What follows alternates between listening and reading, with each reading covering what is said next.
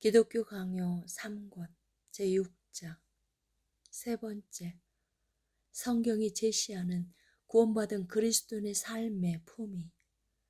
성경은 우리를 더욱 잘 일깨우기 위해서 하나님 아버지가 자기의 기름 부음 받은 자 그리스도 안에서 우리를 자기와 화목하게 하시면서 우리를 위하여 그리스도 안에 자기의 형상을 새기시고 이로 말미암아 자기가 하신 일을 우리가 마음속에 확정하기를 원하셨다. 오직 철학자들 가운데서만 올바르고 질서 있게 체계를 갖춘 도덕 철학이 존재한다고 생각하는 사람들은 자 이제 나에게서 철학자들보다 더욱 뛰어난 경륜을 찾을 수 있으리라. 철학자들은 특별히 우리가 덕에 대한 권고를 받기를 원하면서 단지 우리는 천성과 부합하는 삶을 살아야 한다는 점을 말할 뿐이다. 그러나 성경은 참된 우물에서 권고를 길어낸다. 성경은 우리에게 우리의 삶을 그것을 좌우하시는 조성자이신 하나님께 의탁하도록 명령한다. 그러나 우리가 타락해서 우리의 창조의 참된 기원과 법으로부터 멀어졌음을 가르친 이후 우리를 그리스도께 종속시킨다. 이제 우리 앞에는 그리스도가 모범으로 제시된다. 하나님께 호의를 얻기 위하여 우리는 그리스도께 돌아가야 한다. 우리는 삶을 통하여 그리스도의 형상을 표현해야 한다. 이 한 가지보다 더 효과적인 무엇을 당신을 요구하려고 드는가? 나아가 이 한 가지 외에 다른 무엇을 당신은 요구하려고 드는가? 하나님이 주 안에서 우리를 자기의 자녀로 삼으신 것은 우리의 삶이 입양의 고리가 되시는 그리스도를 표상하도록 하시기 위해서이다.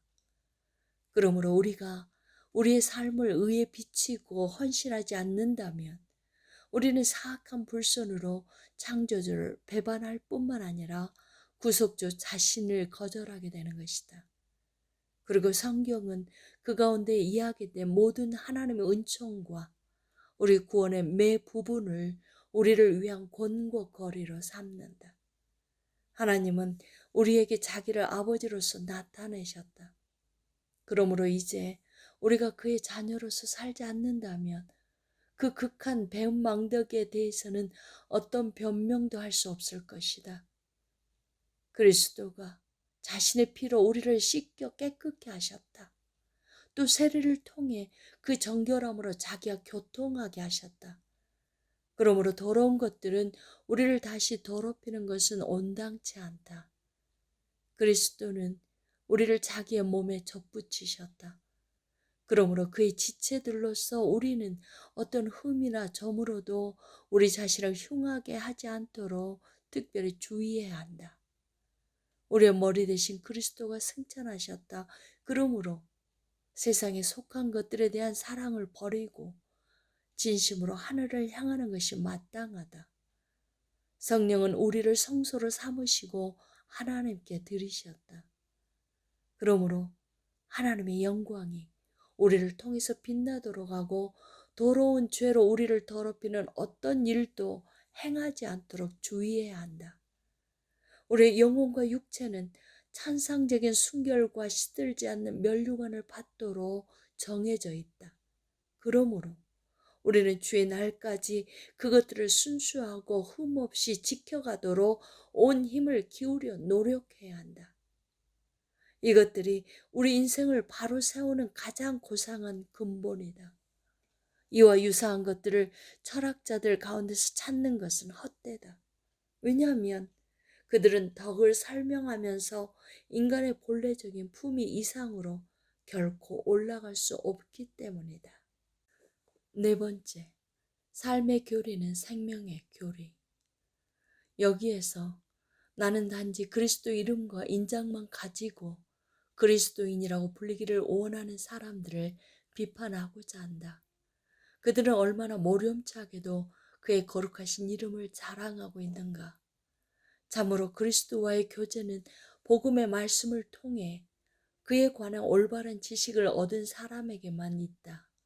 유혹의 욕심을 따라 썩어져가는 옛사람을 벗어버리고 새 사람을 입으라. 라는 가르침을 받지 못한 사람들은 그 누구도 그리스도를 올바로 배웠다고 할 수 없다. 이런 사람들은 유창하면서도 수다스럽게 복음에 관하여 짓거리지만 그 가운데 자기들이 거짓되고 부당하게 그리스도에 관한 지식을 가장하고 있음을 증명할 뿐이다. 왜냐하면 복음은 혀의 교리가 아니고 생명의 교리이기 때문이다. 그 생명의 교리는 지상과 기억으로만 이해되지 않는다는 점에서 일상의 훈육들과는 다르다. 복음은 오직 전체의 영혼을 휘감아 내적인 마음의 정석 가운데 자리와 거처를 잡게 될 때에만 받아들여진다.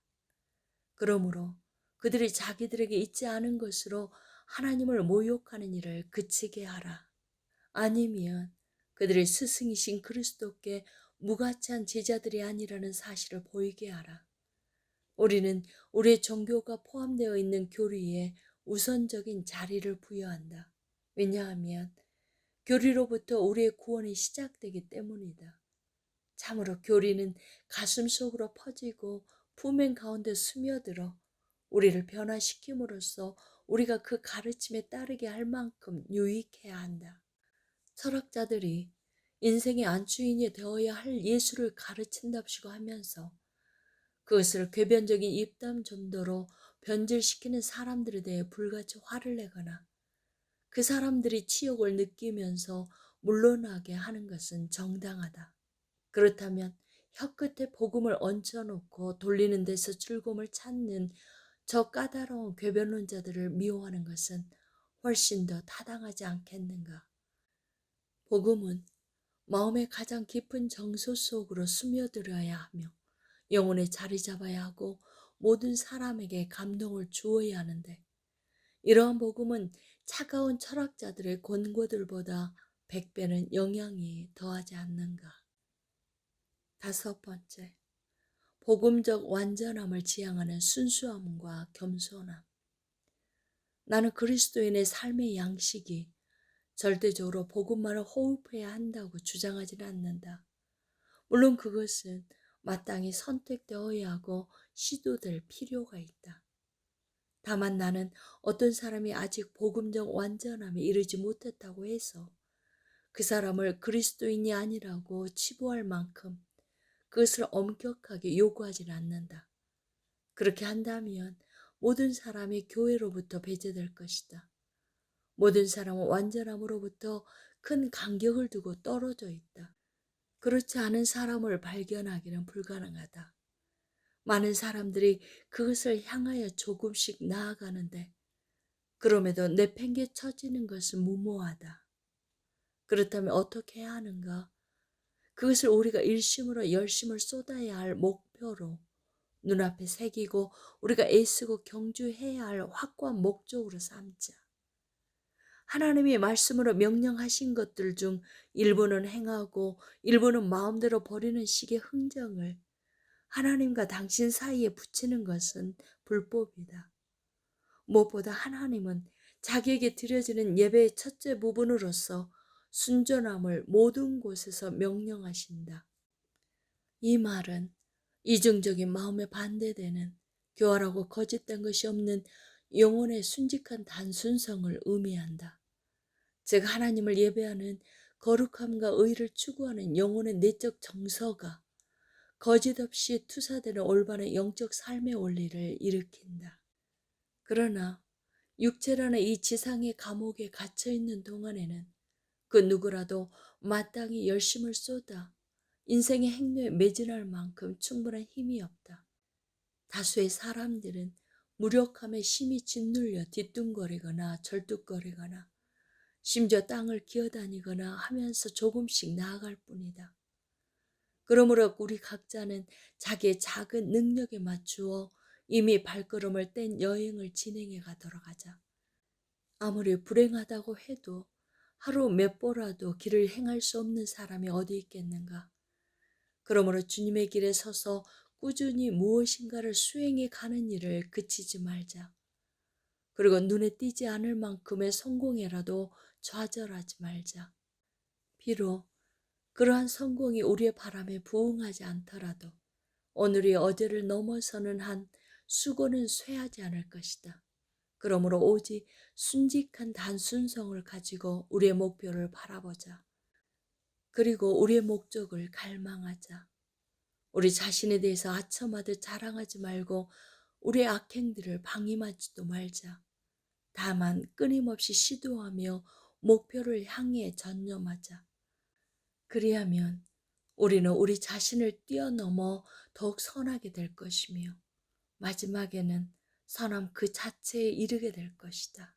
실로 삶의 전 영역을 통하여 우리가 찾고 따라야 할 것이 여기 있다.